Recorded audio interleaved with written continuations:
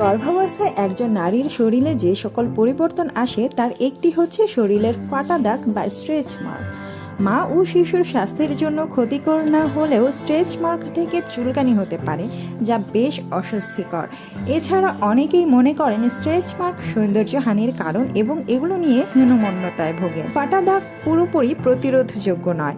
বাচ্চা হওয়ার পরেই সাধারণত দাগগুলো স্পষ্ট বোঝা যায়। অনলাইনে অনেক ধরনের ক্রিম, লোশন পাবেন, তবে ঘরোয়াভাবে সঠিক পদ্ধতি মেনে চললে গর্ভাবস্থায় চামড়ায় অতিরিক্ত ফাটা দাগ পড়ার সম্ভাবনা কমানো যেতে পারে।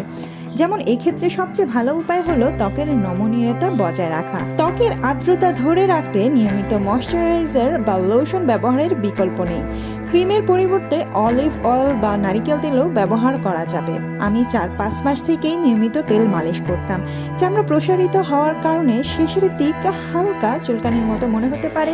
চেষ্টা করবেন না চুলকিয়ে যখনই শুষ্ক হয় তেল মালিশ করার, দেখবেন জাদুর মতো কাজ করবে। পর্যাপ্ত পরিমাণে পানি পান করার অভ্যাস করতে হবে।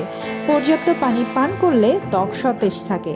এছাড়াও ভিটামিন সি সমৃদ্ধ ফলমূল এবং কিছু খাবার আমাদের শরীরে কোলাজেন তৈরিতে ভূমিকা রাখে, যা চামড়ার নমনীয়তা বজায় রাখতে সাহায্য করে।